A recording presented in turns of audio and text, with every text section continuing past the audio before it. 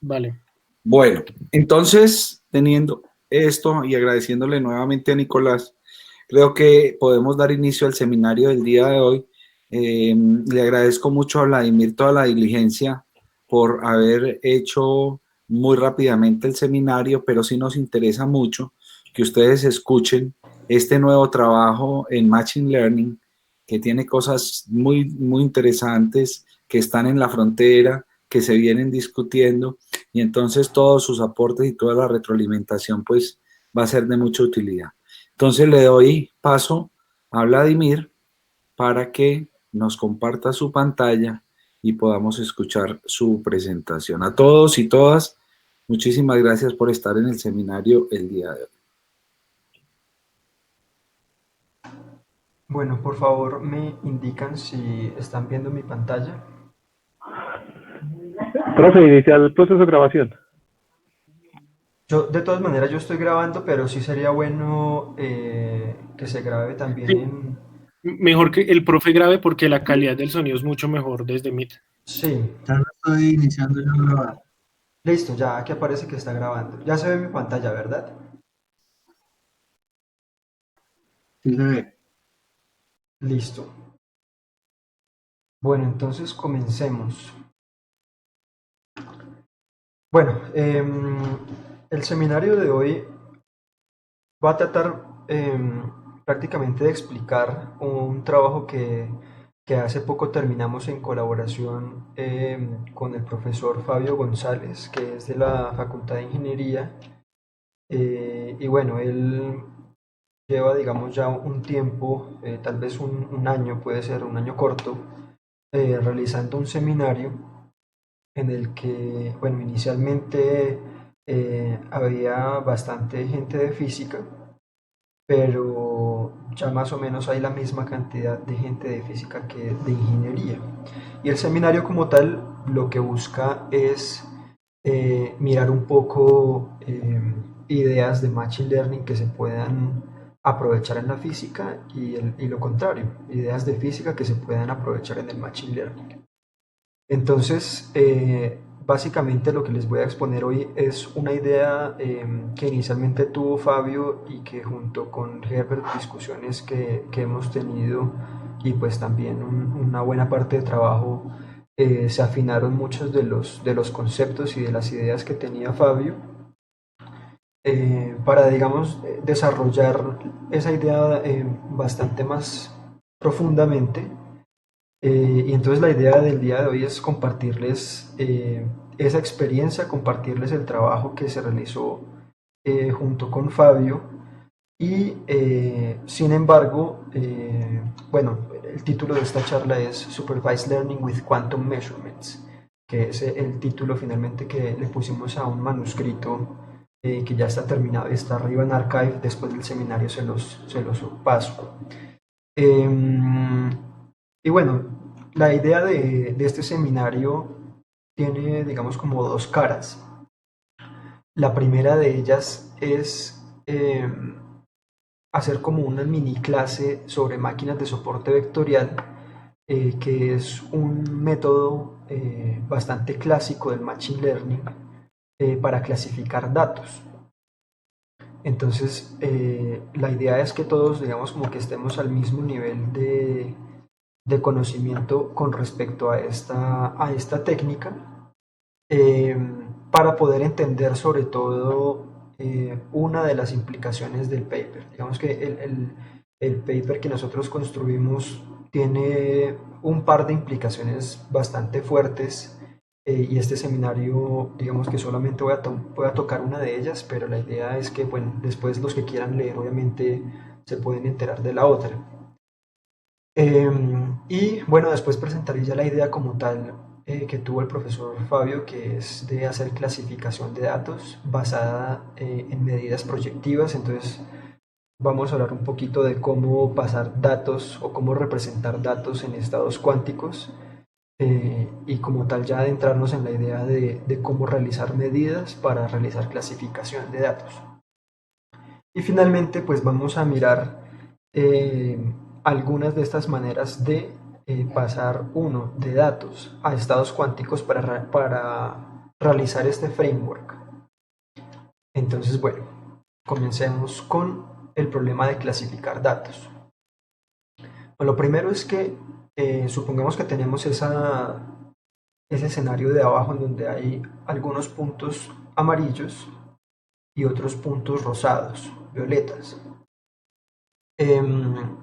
Y esos puntos pues obviamente están ahí en un papel en 2 dimensiones. Y la idea es generar un clasificador que básicamente es una función de 2 variables x y y que le asigna a cada uno de los puntos de ese espacio una etiqueta, la etiqueta amarilla o la etiqueta violeta. Entonces, bueno, hay muchísimas formas de uno poder generar ese tipo de clasificadores de funciones, pero lo que uno quisiera, particularmente para este ejemplo, es que el espacio R2 se partiera en 2 pedazos, en 2 subconjuntos, en un conjunto y su complemento, y que en una de esas regiones del espacio estén los datos amarillos y en otra región del espacio estén los datos violetas. Pero entonces, de nuevo, digamos que va a haber una frontera sobre la cual el clasificador va a tener como una frontera de decisión. Es decir, si uno se mueve hacia un lado, esa frontera va a tener clasificación para una clase, y si se mueve hacia el otro lado, pues va a tener la otra clase. Y pues a esa frontera se le llama así, frontera de decisión. Y pues puede tener muchísimas formas. Puede ser de forma lineal, como las líneas que se muestran ahí, o puede ser también una cosa, una superficie o una línea absolutamente no lineal. O sea, puede ser una función cuadrática, puede ser un polinomio de grado n, puede ser, o sea, lo que sea.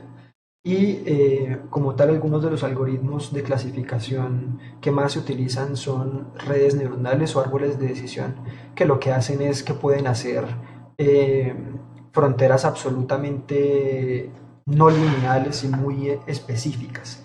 Entonces, para poner un ejemplo, voy a intentar rayar aquí sobre la pantalla. Entonces, para poner un ejemplo, no sé, las redes neuronales, por ejemplo, pueden dar una frontera de decisión así, donde aquí arriba es violeta y abajo es amarillo. Una pregunta, ¿ustedes están viendo lo que yo estoy rayando? Sí. Listo, gracias.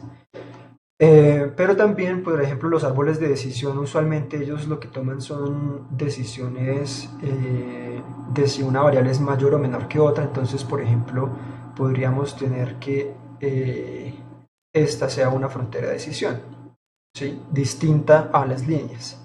Pero entonces, bueno, en general las funciones no lineales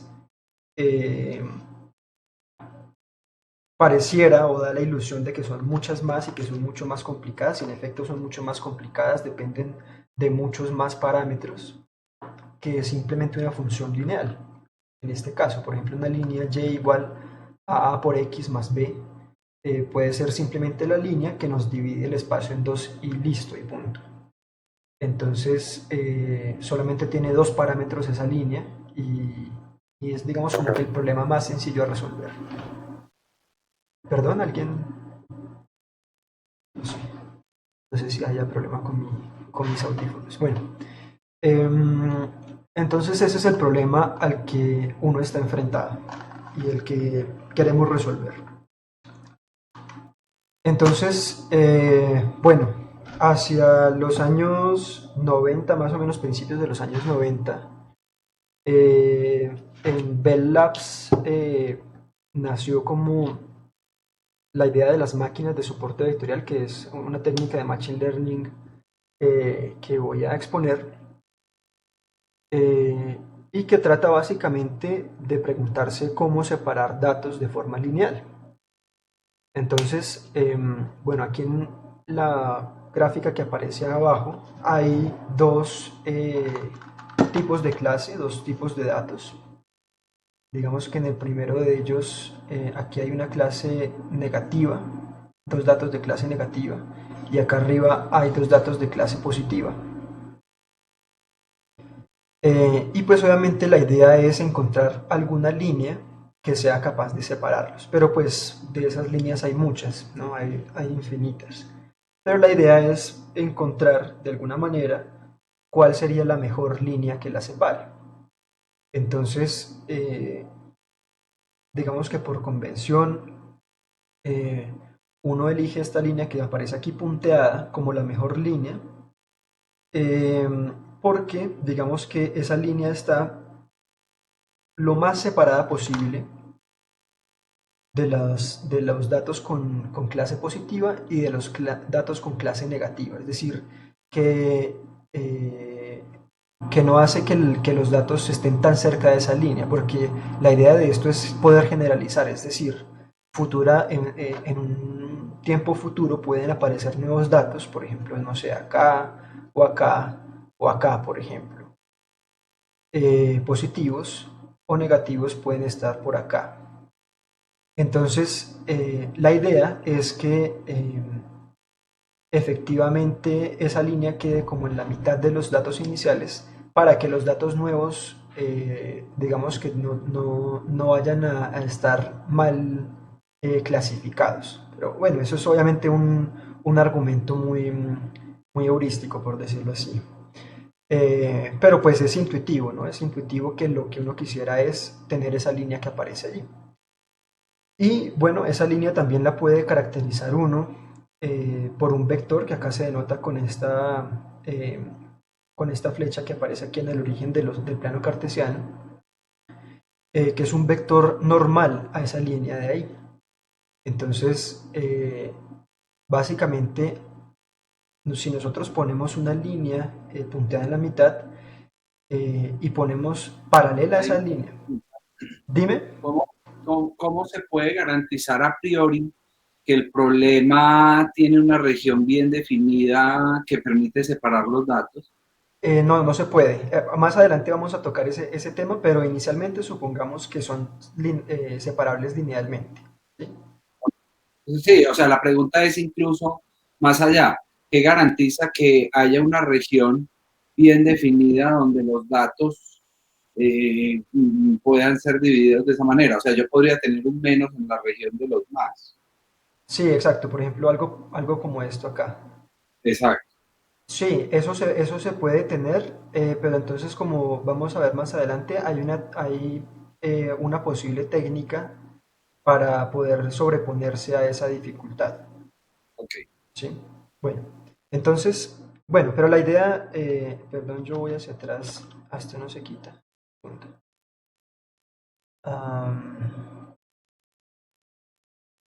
Entonces tenemos esa línea de la mitad, que es la punteada, que es la línea de decisión, pero paralelas a esas podemos construir unas líneas que estén pegados a los datos más cercanos de cada clase, que son estas líneas como amarillas que se ven acá. Y a esas dos se les conoce como márgenes. Y la idea entonces para uno poder encontrar la línea más óptima es medir la distancia que hay entre las márgenes y maximizar esa distancia. Esa distancia la vamos a llamar W, width. Entonces es realmente un problema de optimización el que hay que resolver. Presupones que son paralelas. Sí, pongo que son paralelas. Es decir, si yo tuviera, por ejemplo, un dato por acá, entonces realmente la línea vendría pasando por ahí, la otra línea sería la misma y la línea de la mitad estaría un poquito corrida como por acá. ¿Sí? Bueno, entonces ahora digamos que vamos a mirar un poquito cómo con esta línea, construyendo esa línea, podría uno clasificar datos. Entonces, supongamos ahora que tenemos un dato nuevo aquí, en este punto rojo, que lo denoto como un vector U. Si yo hago una proyección de ese vector U sobre el vector W, que es el que es normal a la línea de decisión, Entonces, si esa proyección es muy grande, pues yo lo que voy a tener es que esa proyección, digamos, si yo alargo aquí el vector u, esa proyección pues puede dar por acá, que básicamente lo que nos dice es que está sobre la región de datos con clase positiva. Mientras que si esa proyección es pequeña, si nos da por acá, por ejemplo, entonces muy probablemente eh, ese nuevo dato está en la región de los datos con clase negativa. Y pues eso lo escribimos, digamos, de manera un poco más formal, utilizando esta expresión de acá, en donde la proyección de U en W tiene que ser mayor o igual a una constante que tengo que elegir, tengo que mirar cuál es, para yo poder clasificar el dato como positivo. O bueno, si pasamos aquí sea a restar, lo llamamos simplemente como B porque esta es la notación común de esta técnica. Entonces tenemos esta condición que W.U más B mayor o igual a 0 significa que el dato pertenece a la clase positiva. ¿Sí? Y esa es como la regla que vamos a tener para tomar la decisión de si un dato nuevo es positivo o es negativo.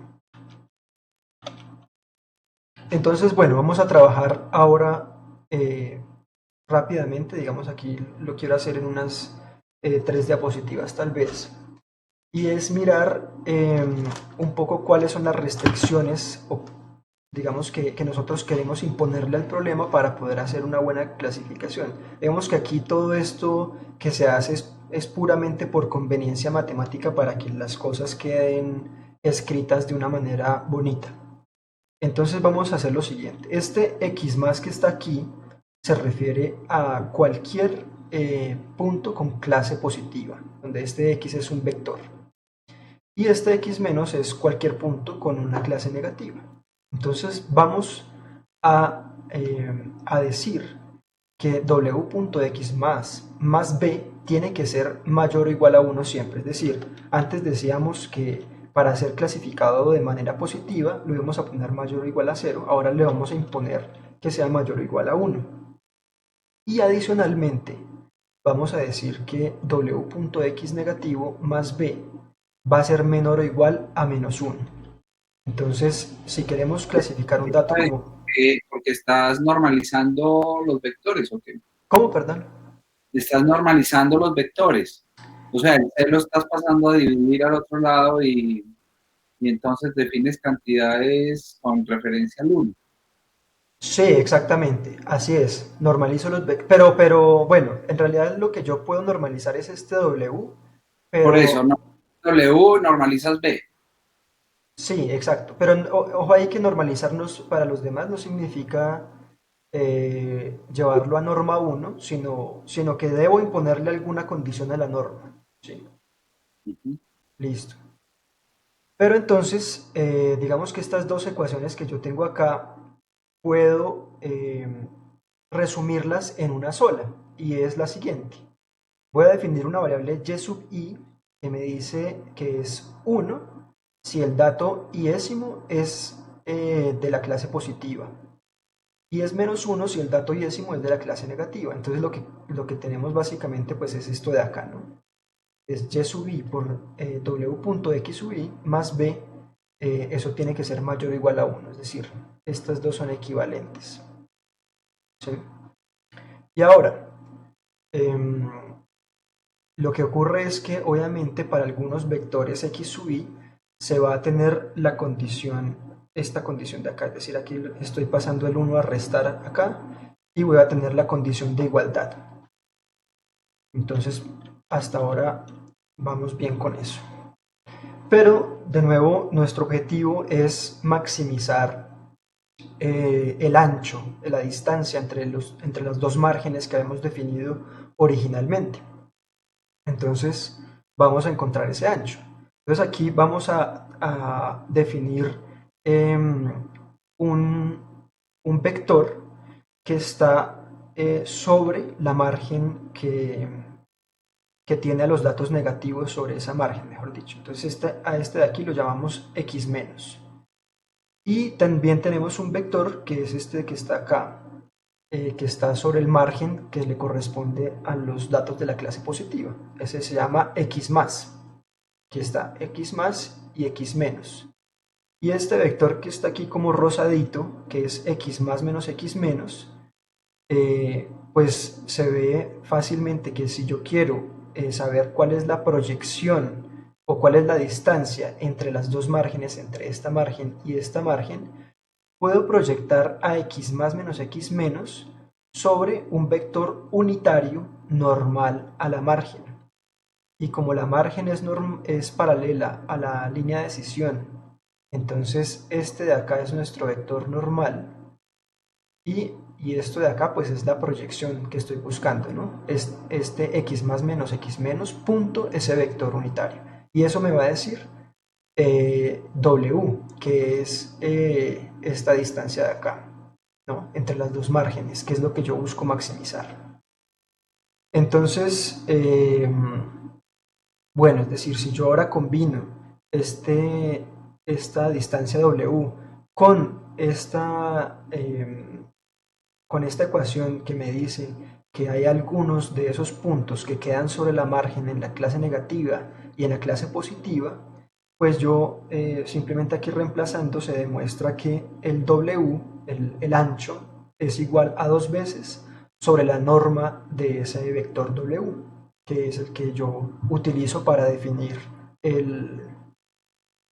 la línea de decisión. Y lo que queremos hacer es maximizar este W, ¿sí? Pero para maximizar el W hay que minimizar la norma del vector unitario, del vector W. Pero minimizar la norma del vector W significa también minimizar esto que está acá, la norma al cuadrado dividido por 2. Esto es puramente conveniencia para después hacer cálculos.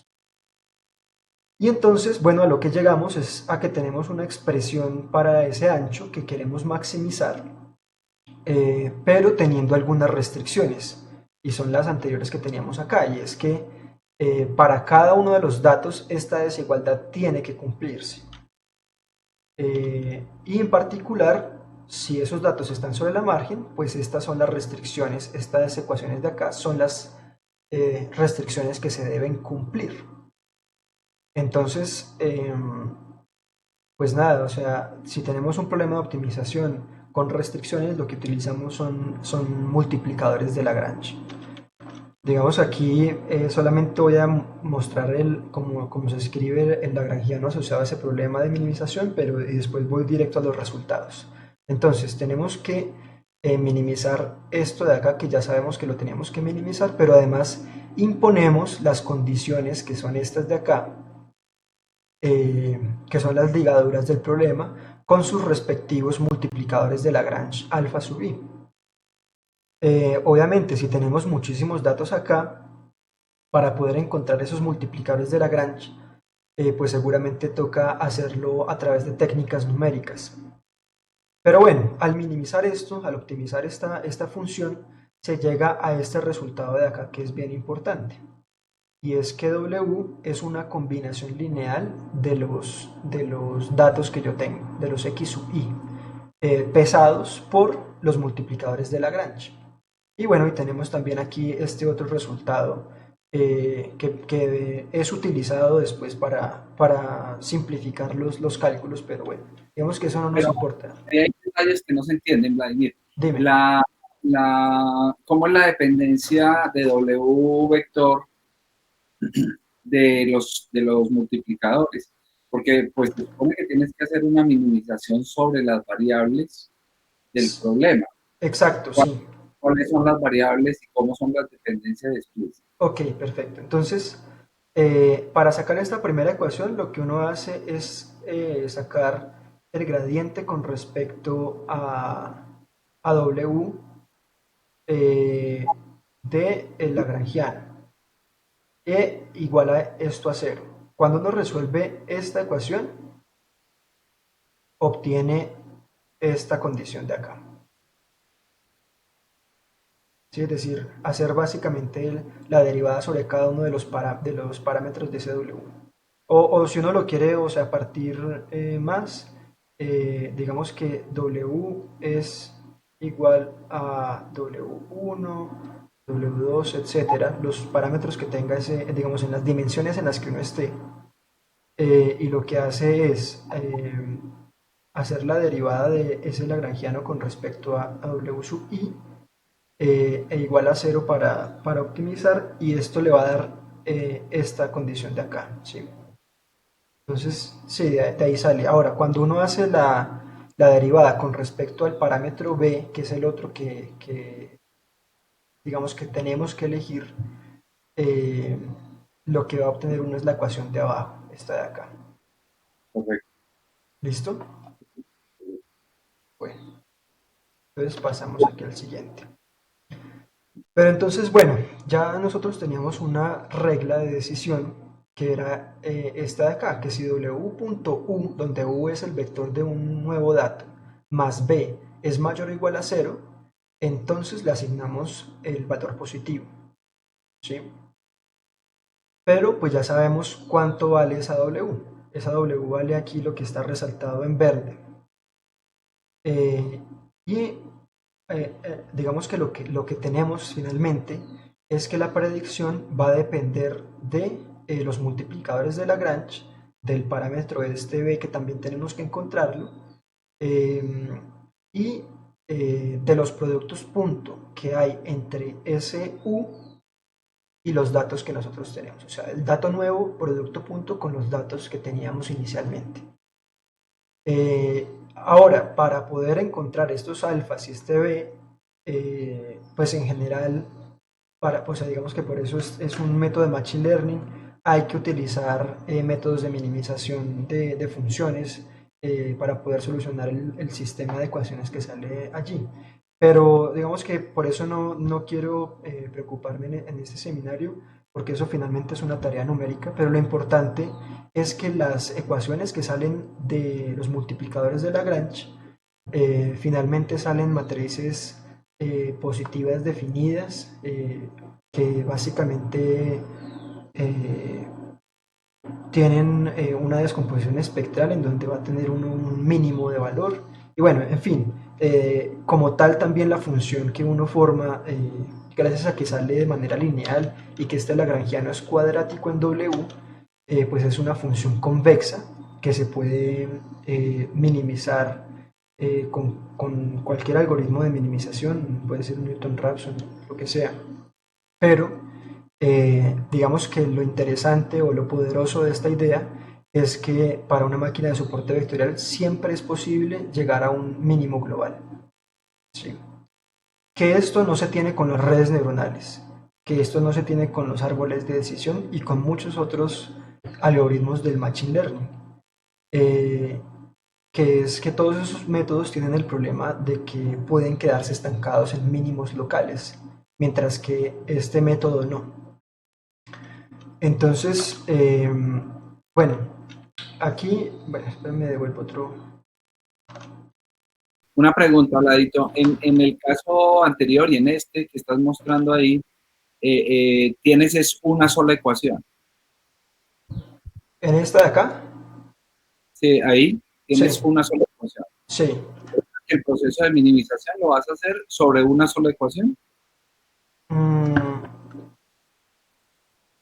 em, de hecho, el proceso de minimización los llevo a cabo sobre el lagrangiano.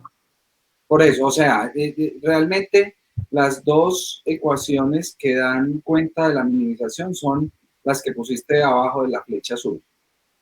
Sí, esos son los resultados, exactamente. Y, Entonces, esa es la pregunta, porque, digamos, tienes un número de ecuaciones y cuántas variables independientes para poderlo solucionar. ok. No se ve claro cuál es la dimensión del problema. Ok.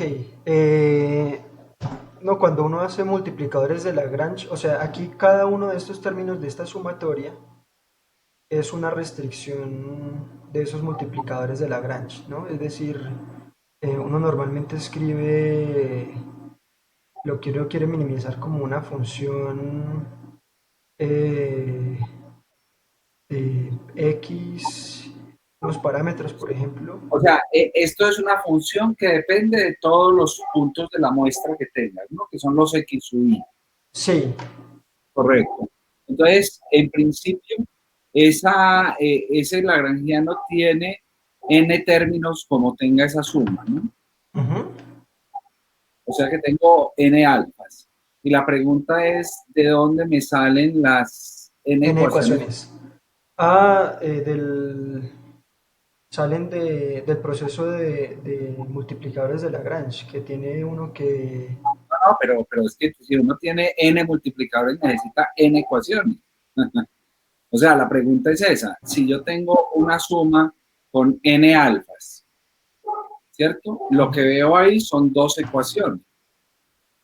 ujú, Son dos ecuaciones con n incógnitas. mm, ya.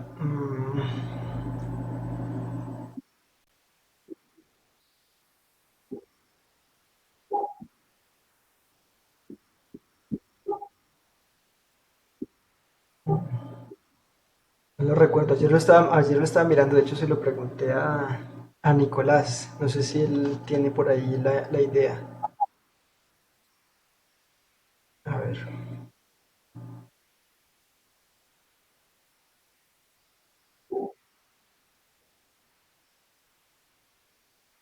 A ver, aquí estoy revisando.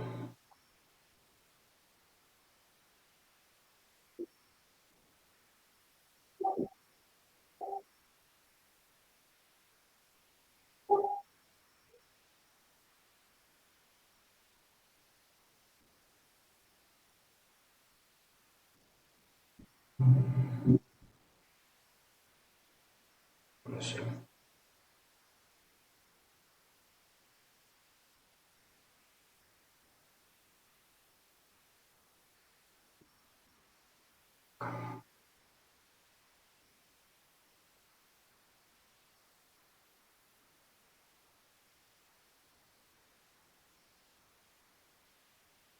No lo tengo acá. Bueno, no lo recuerdo en este momento cuáles son las condiciones sobre No hay las, problema. sobre los... Pero bueno, de todas maneras, si los que quieran, bueno, yo al final del seminario les paso tanto el paper como unas notas de Andrew Ng, que tiene con detalle esta parte de los multiplicadores de Lagrange.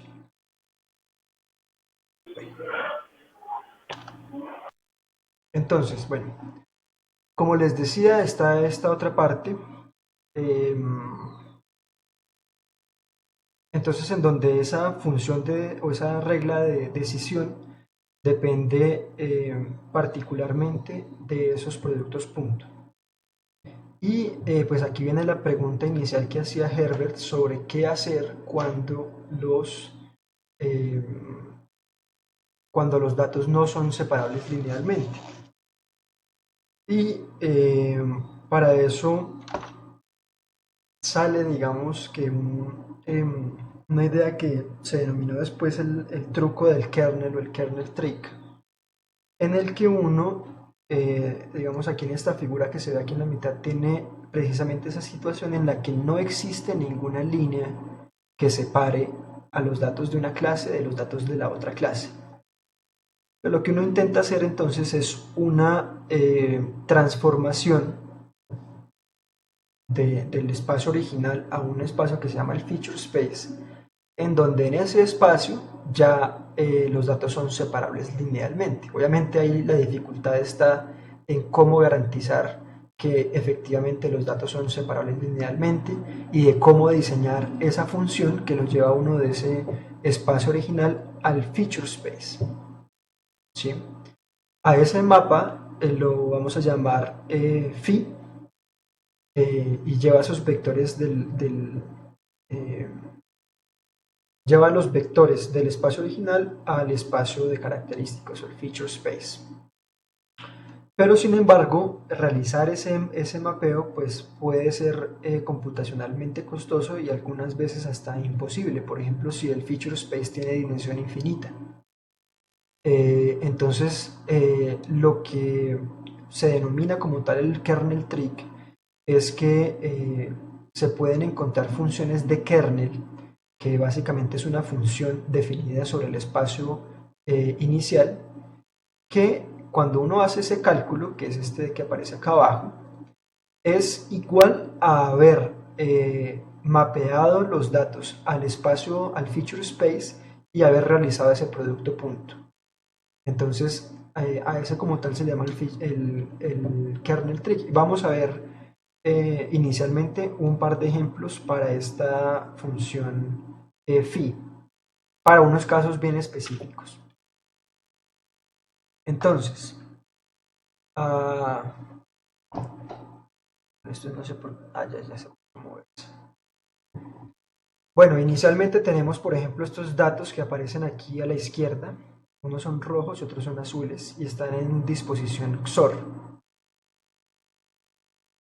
Entonces, claramente, de nuevo, aquí no hay ninguna línea que separe ese espacio en dos y que en un lado queden los datos rojos y en otro lado queden los datos azules. Entonces vamos a hacer la siguiente transformación. Vamos a llevar los datos a un espacio de dimensión 3, en donde la primera componente sigue inmutable, es X, la segunda componente es Y, y la tercera componente, que es Z, vamos a ponerla como X por Y. Y al hacer esa transformación, aquí como se ve en este GIF, digamos que todos estos datos que están azules van a quedar por encima del plano XY. Mientras que, perdón, sí, XY. Mientras que los datos rojos van a quedar por debajo de ese plano XY. O sea, es decir, ya va a haber una función lineal, en este caso un plano, en más dimensiones pues puede ser un hiperplano, que divide el espacio en dos, uno en donde quedan los datos de una clase y otro en donde quedan los datos de otra clase. Este es otro también ejemplo interesante, que son dos círculos o dos manchas de datos concéntricas. Entonces aquí se crea una tercera componente, que es simplemente x al cuadrado más y al cuadrado, y se ve de nuevo que todos los datos rojos quedan, bueno, esto queda todo en un paraboloide, pero digamos que los datos rojos quedan en la parte baja del paraboloide y los azules en la parte alta, de tal manera que hay por aquí bueno, aquí no puedo rayar con esto. Queda un hiperplano, un plano que puede separar a los dos datos. Pero obviamente estos son ejemplos específicos con features maps muy específicos. En general uno tiene datos en altas dimensiones donde no puede visualizar qué es lo que pasa. Pero bueno, para eso digamos que solo a modo de hablarles un poco del tema, hay algunos kernels que funcionan bastante bien, como por ejemplo el kernel gaussiano, que por curiosidad, digamos, acá no lo demuestro, pero les puedo pasar la bibliografía. Digamos que se puede demostrar que el espacio, el feature space al que lleva esa transformación que da el kernel gaussiano, es un feature space de dimensión infinita. Y ahí se demuestra también que cualquier conjunto de datos puede ser separado linealmente por un hiperplano. Entonces, bueno, para dar como un poco de chisme sobre la persona que ideó el Support Vector Machine, fue el tocayo Vladimir Vapnik, que pues estaba en la Unión Soviética, y por ahí descubren algunos de los escritos de él en Bell Labs y se los llevan a trabajar a Bell Labs. Él escribe esas ideas sobre Support Vector Machine y sobre el truco del kernel en su tesis doctoral, más o menos a mediados finales de los 60. Y ya una vez está en Bell Labs, digamos que en esa época ellos estaban interesados en solucionar un problema de clasificación de números escritos a mano. Y había un grupo de gente de Bell Labs que estaba trabajando en redes neuronales. Y Vapnik decía que las redes neuronales que eso no le gustaba, que eso no tenían tan buen soporte matemático como la máquina de soporte vectorial. Y bueno, digamos que allí ellos tuvieron sus discusiones. Vapnik en el 92 somete 3 papers a NIPS, que es Neural Information Processing System Journal. Aquí pongo claramente NIPS, no confundir con pezones en inglés. Y los tres, bueno, esa es una revista, hagan de cuenta, como PRL en física. Y los tres papers fueron rechazados. Después de un tiempo de que toda esta gente estuviera trabajando en ese problema de clasificar números escritos a mano, se dan cuenta que el problema está complicado y ellos básicamente recurren a la idea de Vapnik y con un kernel muy sencillo logran hacer una correcta clasificación de los números escritos. Entonces eso es como una parte de la historia de... Ya entendí la cara de vergüenza que tiene el profesor en la foto.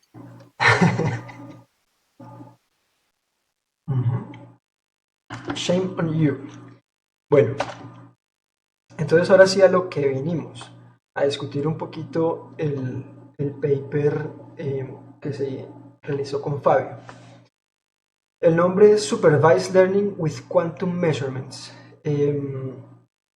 Entonces la idea básica del artículo es mirar si uno puede realizar estos feature maps no a un espacio real como tal, sino a un espacio general de Hilbert, en donde esos productos punto, pues, bueno, primero, en donde los estados a donde se lleva los datos son estados de un sistema cuántico y además, pues que estos productos punto efectivamente van a tener algo de las correlaciones pues cuánticas que tengan esos estados cuánticos. Entonces, quiero muy rápidamente leer el abstract y ya después meternos más en como tal el paper, en una partecita del paper. Entonces, this letter reports a novel method for supervised machine learning based on the mathematical formalism that supports quantum mechanics. The method uses projective quantum measurement as a way of building a prediction function. Specifically, the correlation between input and output variables is represented as the state of a bipartite quantum system. The state is estimated from training samples through an averaging process that produces a density matrix. Prediction of the label for a new sample is made by performing a projective measurement on the bipartite system with an operator prepared from the new input sample and applying a partial trace to obtain the state of the subsystem representing the output. The method can be seen as a generalization of Bayesian classification and as a type of kernel-based learning method. One remarkable characteristic of the method is that it does not require learning any parameters through optimization. We illustrate the method with different 2D classification benchmark problems and different quantum information encodings. Entonces, sí, básicamente el trabajo le pega, digamos, a dos puntos fuertes, y es a que es capaz de reproducir inferencia bayesiana clásica, pero también debido a la conexión que la mecánica cuántica hace entre probabilidad y geometría, también logra, digamos, llevar a cabo, reproducir los resultados de los métodos basados en kernel, que es lo que acabamos de ver, que es algo puramente geométrico, como se vio. Entonces, bueno, vamos a entrar un poquito en detalle en este tema. Entonces, bueno, Fabio le llamó a este método Quantum Measurement Classification. La idea es que se parte de un conjunto de datos, parejas X y sus etiquetas Y. Y vamos a suponer que de alguna manera vamos a mapear esos datos a un estado cuántico, es decir, cada una de esas parejas va a ser un estado, en este caso, este psi super i, que es simplemente el producto tensorial entre y super i en la parte x y y super i en la parte y, es decir, tenemos un sistema bipartito, un sistema que tiene una parte que representa los datos en x y otra parte que representa los datos en y.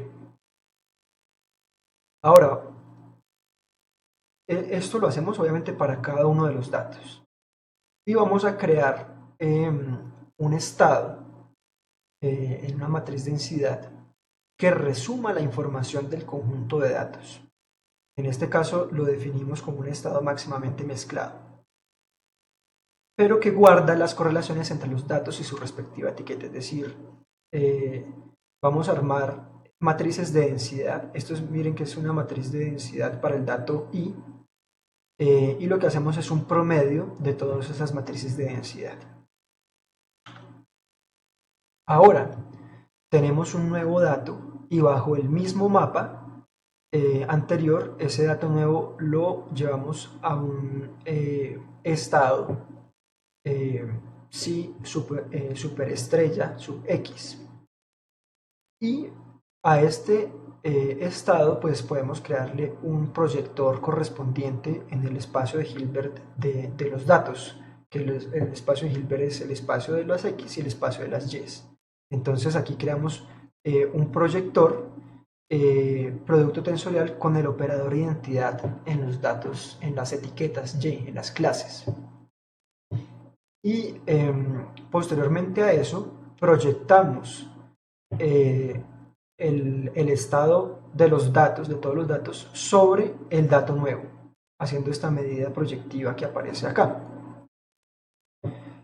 Y finalmente lo que hacemos es que una vez se tiene el estado, se colapsa el estado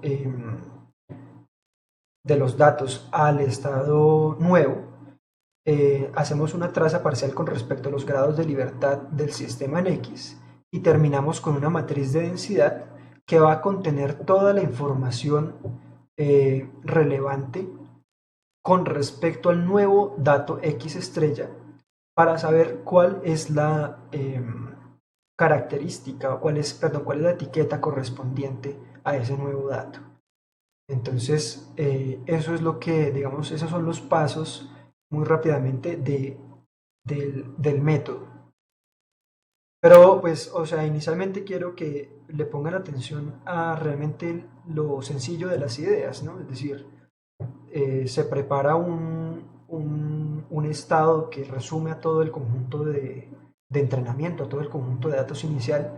Tenemos un nuevo dato que lo representamos como un proyector y lo utilizamos para proyectar los datos sobre ese nuevo dato para poderle dar una etiqueta a ese nuevo dato mediante esa proyección. Entonces, bueno, para alguna etiqueta fija, por ejemplo, podemos tener dos etiquetas, como lo teníamos anteriormente, ¿no? Es decir, y sub i puede ser 1 o menos 1, si esto es azul o si esto es rojo. Y si nosotros, por ejemplo, queremos mirar la probabilidad j-ésima de ese nuevo dato, pues simplemente tomamos el valor esperado de esa matriz de densidad final que obtuvimos sobre alguno de los dos estados representando el 1 o el menos 1, y esto nos va a decir cuál es la probabilidad de que la etiqueta sea ese yj dado el dato nuevo.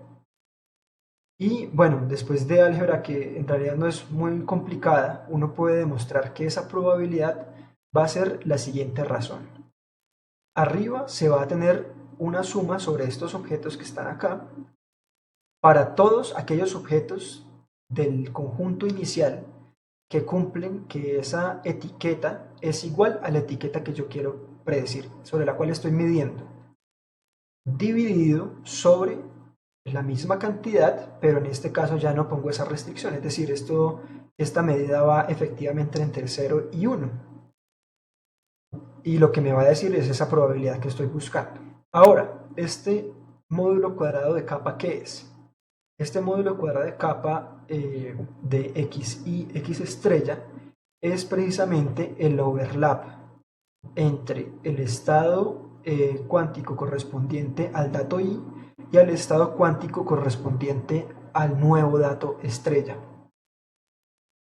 Entonces, digamos que esto, ¿cómo se ve? Más o menos de forma de forma geométrica un poquito. Tenemos aquí, por ejemplo, los datos de los cuadrados y los datos de los círculos, y el dato nuevo es esta estrella.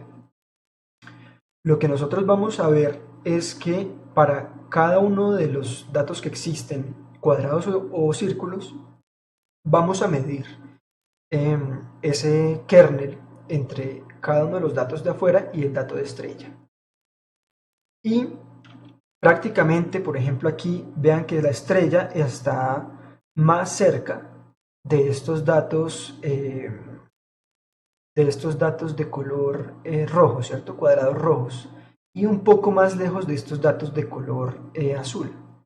Y he ignorado ponerle las líneas a todo el resto de datos porque, bueno, voy a suponer que esas distancias son mucho más grandes y que por lo menos son casi cero. La idea es que este kernel de acá sea grande cuando los datos son cercanos, o sea, cuando xi y x estrella son cercanos, entonces ese kernel tiene que ser grande. Y cuando son lejanos, entonces ese kernel tiene que ser muy pequeño.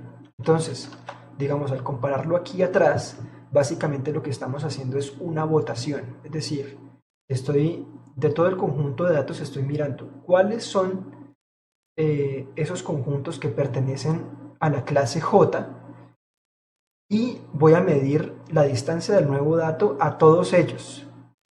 Y voy a sumar todas esas distancias. Bueno, distancias no, sino similitudes. Y a toda esa suma la divido sobre la similitud entre el dato y todo el conjunto de datos, para normalizar esa probabilidad. Entonces, básicamente esto lo que nos da es como una medida de similitud y una votación. O sea, el método termina siendo como una votación por cercanía o similitud. ¿Alguien iba a hablar? Vlado, una pregunta. Sí. Esto es muy parecido a Can y los Neighbors, ¿no es cierto? Así es. Can-Nearest Neighbors es que yo pongo un dato nuevo y digo cuáles son los 5 datos más cercanos. Entonces aquí tengo 1, 2, 3, no sé, 4 y 5. Y de esos miro cuál es mayoría. En este caso son los círculos azules, entonces yo digo que el nuevo dato es un círculo. Pero entonces, ¿por qué lo llama un problema supervisado? ¿Hay que supervisar? ¿Qué sería supervisado ahí? Pues que inicialmente conoces la etiqueta. Ok. Bueno, y por ejemplo, para este dato Vlado, particular, otra pregunta, perdón. sí, Esto es computacionalmente muy costoso porque toca hacer esas sumas cada vez que uno quiera clasificar, ¿no es cierto? sí, O sea, ustedes han encontrado o han explorado como una cantidad finita de esas sumas o cómo truncarlas para que sea más rápido. Hagamos algo, tomando ideas de algo así como Can Nearest Neighbors. no lo hemos hecho, no nos hemos preocupado por el performance, sino por las ideas. Digamos ya el trabajo que viene, que obviamente no lo voy a hacer yo, sino lo van a hacer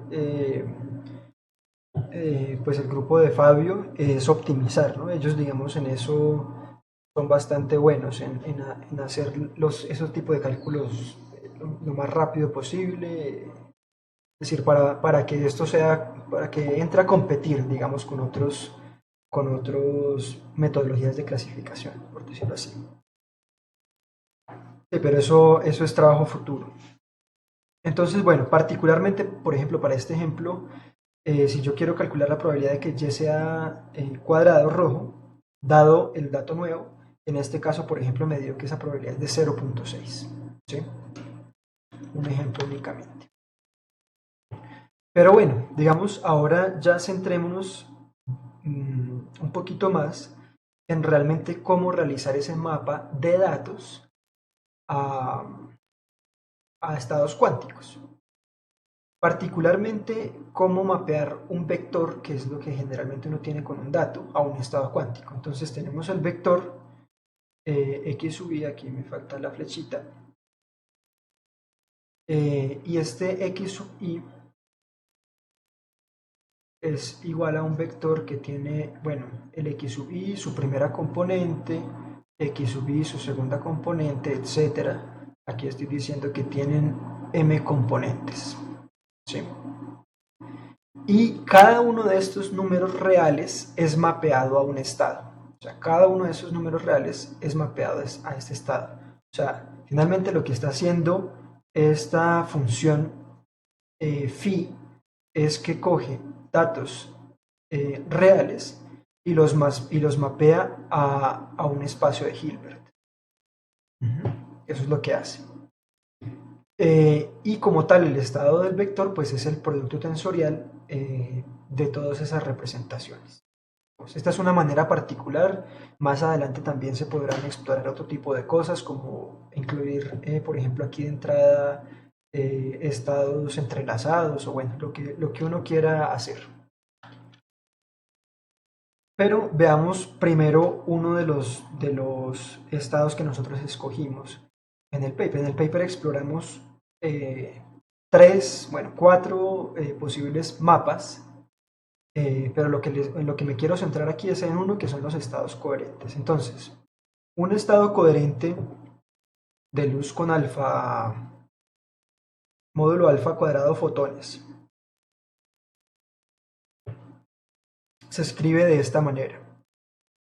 Está acá, que es, bueno, esto lo conocen todos ustedes, pero ahí lo repito. E a la menos alfa módulo cuadrado sobre 2 por esta sumatoria, que básicamente esto es una superposición de los estados de Fock.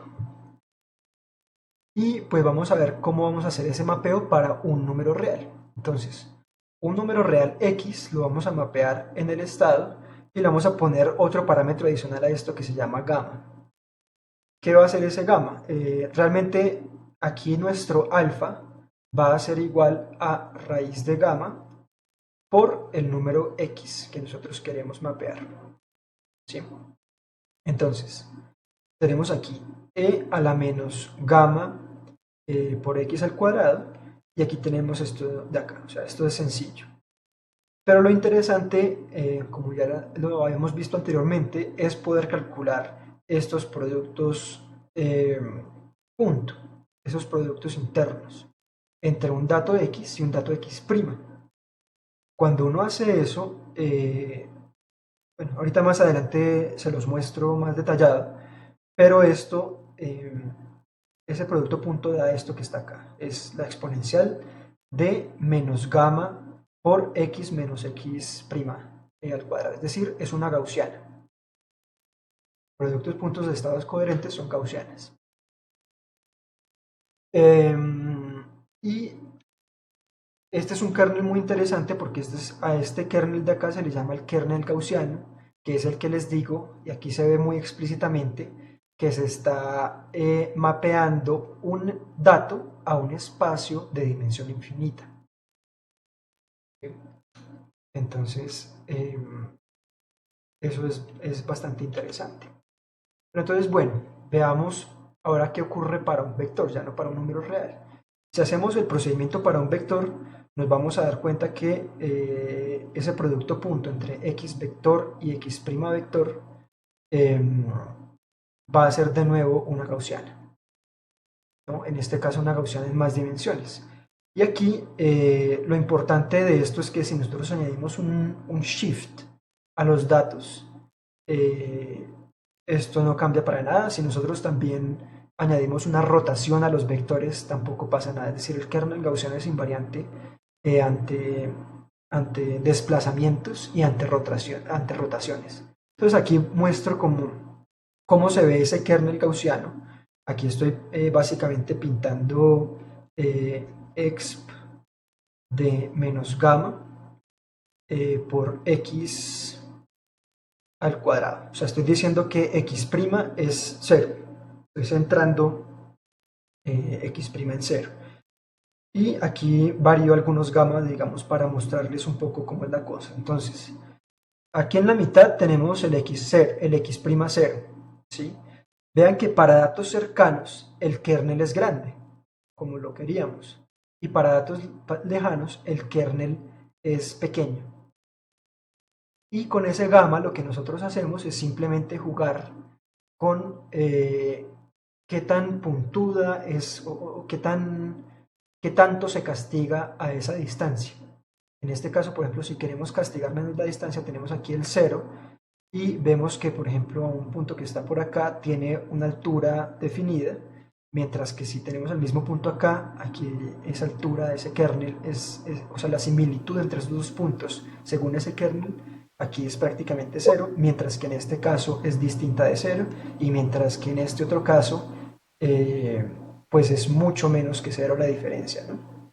Pero, Vladimir, hay un asunto, y es que en ese kernel tú no estás teniendo en cuenta la normalización. Entonces, esas gráficas en principio no serían comparables, ¿no? Mm, O sea, eso es una gaussiana, pero no es una gaussiana normalizada. O sea que si tú pones situaciones diferentes, no son comparables entre sí.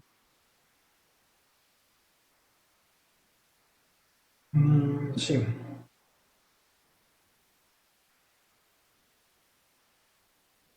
Sí, tienes razón. Sí, aunque bueno, digamos que lo importante son las diferencias relativas. Es decir, si yo por ejemplo tengo aquí el punto A, el punto C y el punto B. Si yo comparo la diferencia porcentual que hay entre el kernel cuando lo miden A y en C versus cuando lo miden A y en B, aquí es mucho mayor que si lo hago con este otro kernel de gamma igual a 0.1 y mucho mayor que si lo hago con este gamma de 1. Ahí es donde te digo que no es comparable, porque no estás diciéndolo en las mismas condiciones, ¿no? Para que sea cierto, tendría que ser en las mismas condiciones. Sí, sí es verdad. Pero No es sino dividir sí, por no una. es sino normalizarlo, pero se ve, ¿no? O sea, se ve de todas maneras que obviamente una distribución es mucho más concentrada que la otra. Lo que te estoy diciendo es que quizás no sea la mejor manera de mostrarlo, ¿no? Ya. Vale, listo. Sí.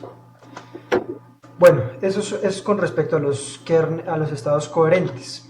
Ahora veamos algunos de los resultados que están allí en el paper. Estos son dos datasets, un dataset de lunas, aquí dos medias lunas, y estos son espirales.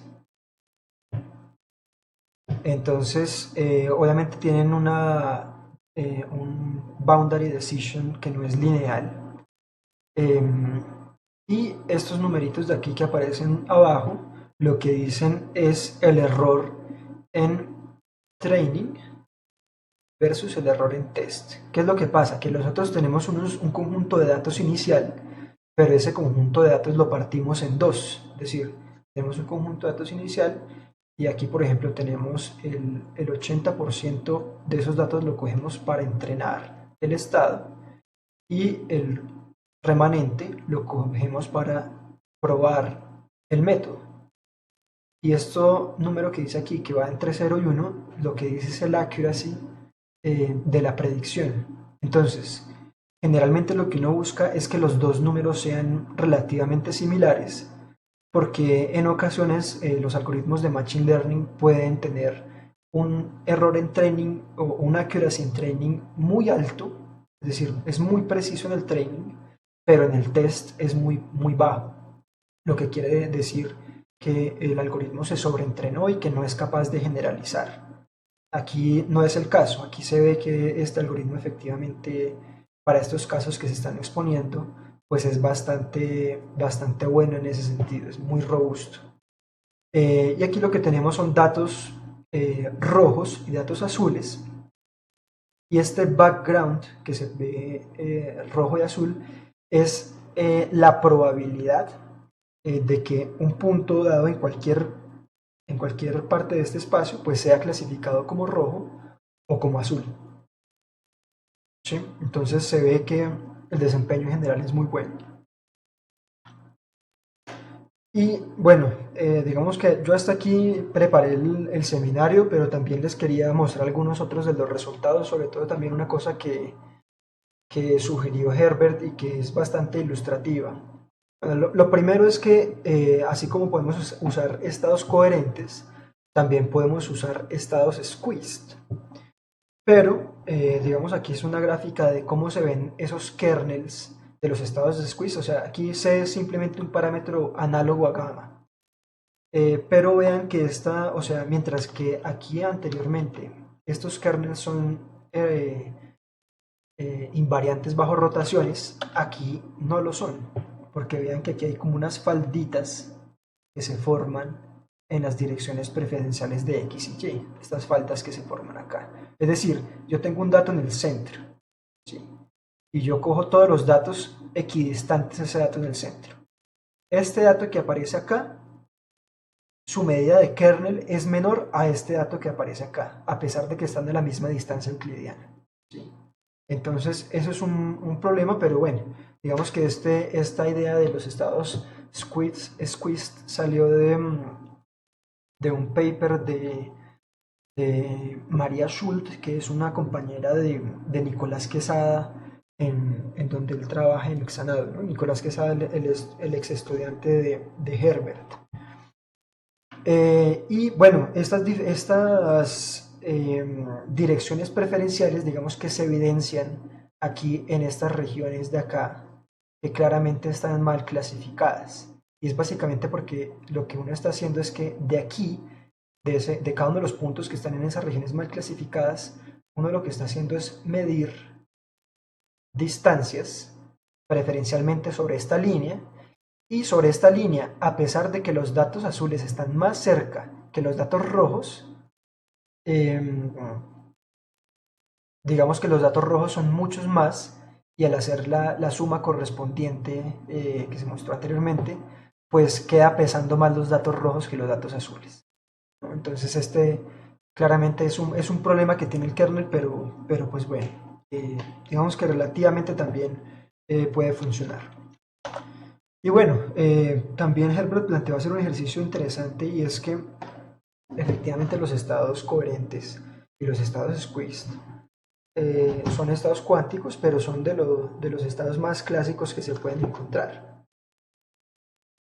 Entonces se planteó utilizar o ver cómo sería la cosa con estados gato, que es lo que les quiero mostrar aquí rápidamente.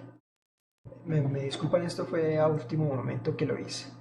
Bueno, esto era como un repaso muy rápido de cómo se obtenía el resultado del kernel para los estados coherentes, que está acá. Es decir, se tiene este estado coherente y lo que se obtenía es que el producto punto es este que aparece acá. Eso solamente lo hago para revisar cómo sería el kernel de un estado gato. El estado gato aquí lo voy a llamar, no sé, creo que esta no es notación estándar, pero bueno, un número real lo voy a pasar a un estado gato, es el estado gato, que es un estado coherente, que es este.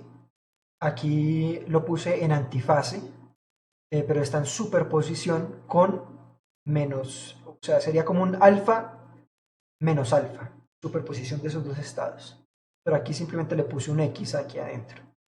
Entonces lo que quiero calcular es este kernel que aparece acá, que es el producto punto entre dos estados gato, uno con alfa y otro con alfa prima. Entonces, lo que termina de realizar ese cálculo es que el primer resultado es que ese kernel no es shift invariant, porque lo que me da es esto de acá. A todos los datos yo le sumo una constante c. Por ejemplo, aquí veo que se elimina esa constante c, x más c menos x' más c, se elimina el c. Pero aquí no se elimina, entonces es un kernel que no es shift invariant. Y bueno, y además cuando lo tomo el módulo al cuadrado de ese kernel, que es lo que nos interesa, pues obtengo esto de acá. Entonces eso lo pinté aquí en matemática. Miremos primero, voy a hacer el caso en el que dejo libre x y x' lo fijo. En este caso lo voy a fijar en 0, 0. Aquí, aquí esto es triste porque cuando esto está en x0, es una constante completamente, es decir, el kernel no da ninguna medida de similitud en absoluto. Ahora vamos a, por ejemplo, a 1, 0. Esto está como muy grande. Bueno, 1, 0 tampoco dio nada.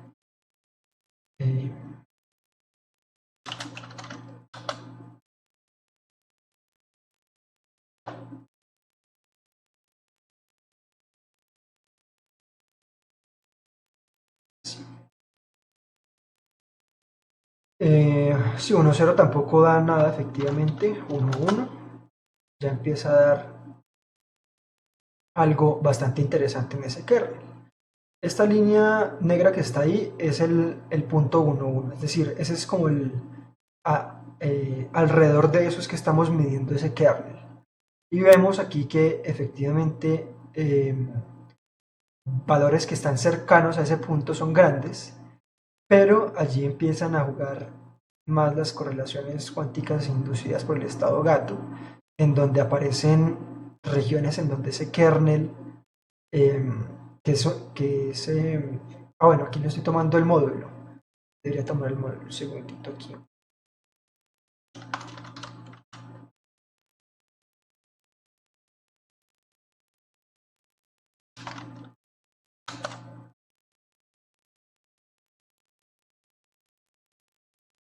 Tenemos este tipo de cosas, ¿no? En donde cerca del punto de referencia que yo estoy midiendo, ese kernel es grande como se espera, pero aparece interferencia con datos que efectivamente estarán lejos de ese dato inicial, ¿sí? Entonces, sí, digamos como que eso es lo curioso, que no puede utilizar uno cualquier estado cuántico, no puede uno mapear a cualquier estado cuántico, porque siempre tiene que estar pendiente de que este kernel tenga un comportamiento de shift invariant y que sea también invariante bajo rotaciones. Entonces, bueno, ya como tal eso era lo que les quería decir. También compartirles algunas de las perspectivas que nosotros tenemos con este trabajo. Uno de ellos en los que seguramente se meterá un poco más profundamente Fabio y la gente del grupo de Fabio, que es optimizar ese método para hacer estos cálculos rápidos en computadores clásicos. Vladimir, pero una pregunta va dirigida a los estados squeeze. Dime. Se calcula, digamos, propiedades de invarianza por corrimientos. El squeeze te cumple eso, porque es que el squeeze tiene deformaciones en el espacio de fase. No, el squeeze tampoco tiene eso. No, pero si uno calcula, por ejemplo, en el espacio de fase un estado squeeze, uno sabe que hay reducción de las cuadraturas en una dirección y en la otra no. En la otra no, sí. Sí, eso no lo tiene. Entonces eso no podría ser shift invariant. El squeeze, no, perdón. Si dije que lo era, perdón. No es shift invariant. Sí, por eso, y en ese caso tampoco tiene shift invariant y la clasificación es medianamente buena. Exacto. O sea, pareciera que no, que habría que estudiar más porque no es claro que sea solo el shift invariant lo que sirve para que el método funcione. Sí, es verdad, sí, hay que mirarlo con más detalle. No, pero bueno, digamos que en eso creo yo que eso yo creo que debe estar bien estudiado. Los métodos de kernels, me falta es estudiarlo. Pero Sí, no, No, pero el punto esencial, independiente que no se haya estudiado lo suficiente, lo que sea, Sí, es que uno tiene que ser cuidadoso con la pretensión de decir que va a usar estados cuánticos, ujú, porque eso deja abierta la puerta a que eso es general sí, y realmente estamos viendo que es bastante restrictivo. sí, así es. Así es. Quizás habría que señalar mucho más que trabaja bien para el coherent states Sí, y digamos que los otros casos pueden ser otras cosas. sí, sí. Vale. Sí, entonces, bueno, ese es uno de las líneas, digamos, que pueden ser de trabajo futuro. Otra de las líneas es una línea que propone también María Schult, en donde, Claro, sí, dime. con relación a lo que preguntaba Herbert, a mí me da la impresión de que parece que ser que los estados más clásicos son los que funcionan. Por Ujú. ejemplo, si uno tuviera una definición de tres estados de Fock, por ejemplo, ¿cómo sería la cosa ahí? O sea, parecía ser que mientras más cuántico, menos bueno es el método. ¿Cómo así tres estados de Fock? Sí, por ejemplo, superposición de cero, uno y 3, por ejemplo. De, mm, Un estado muy cuántico, incluso un estado de Fock. ¿Cómo ah, definirías tú el dices con kernel? superposiciones. No, ¿Ah? efectivamente. Estás mostrando que funcionan muy bien los que tienen superposiciones clásicas que te permiten definir como una especie de gaussiana Ujú. eh, o cosas de esas, ¿no? Sí, sí, sí. No, sí, efectivamente hay que, Y o los sea, estados más clásicos parecen no ser muy buenos para definir un kernel que funcione. sí, Los menos prácticos, ¿sí? los menos clásicos. Los menos clásicos, perdón, sí. Ujú, Los más cuánticos. ujú. Sí, Que es dado la crítica que a la idea se le ha hecho desde el principio, sí, ¿no? Y sí. es que es muy poco intuitivo que un mapeo tan directo funcione para capturar una identificación de los estados cuánticos con sus correlaciones, Ujú, que es lo que molesta cuando uno dice, es que voy a hacer un mapeo, pero es que sí, uno sabe que una variable clásica uno no la puede mapear directamente a una cuántica. exacto. Obviamente tendrá un régimen de validez que es donde esa variable clásica se parezca más al estado clásico. Pero si yo me alejo de esa similitud y me voy a esencialmente estados que manifiestan muy propiamente su comportamiento cuántico, reducirlo a un mapeo con una cantidad clásica es una cosa que uno intuye que debe fallar. Sí, sí, así es. Eh, pero bueno, o sea, sin embargo, a pesar de ello, de ahí se puede rescatar algo importante. Bueno, primero termino la segunda línea y es que muchos métodos de Machine Learning usuales dependen de kernels, de cálculo de kernels.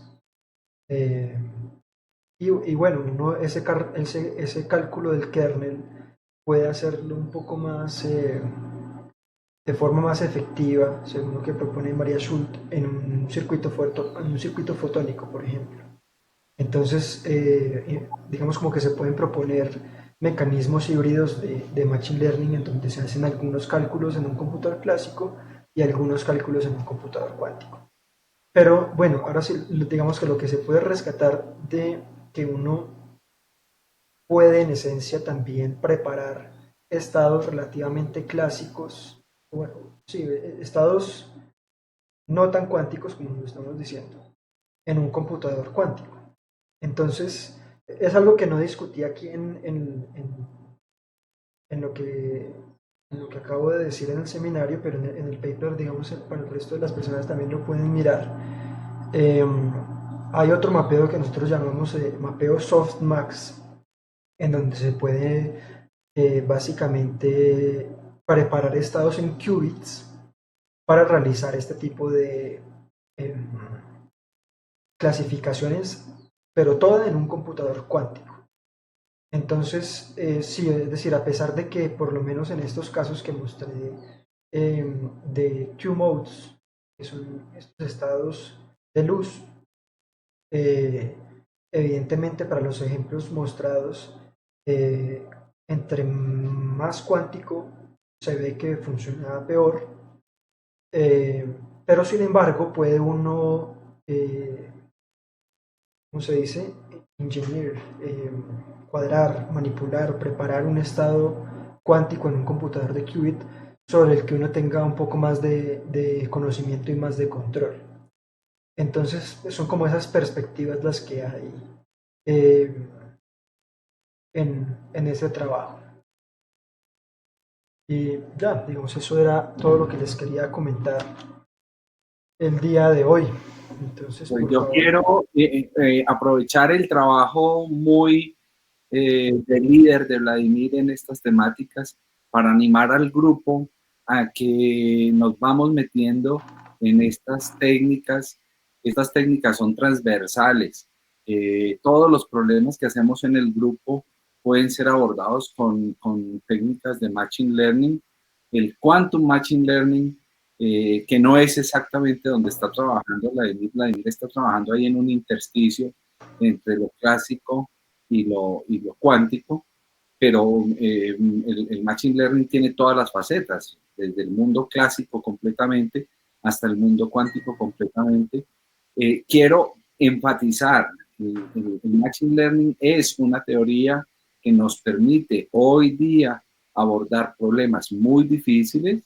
Ya ustedes lo han visto, problemas de transiciones de fase complicados, por ejemplo, problemas de predicción en sistemas clásicos y cuánticos complicadas, que uno puede abordar con estas técnicas alternativas que son mucho menos costosas en términos de recursos y que tienen un poder de predicción bastante interesante.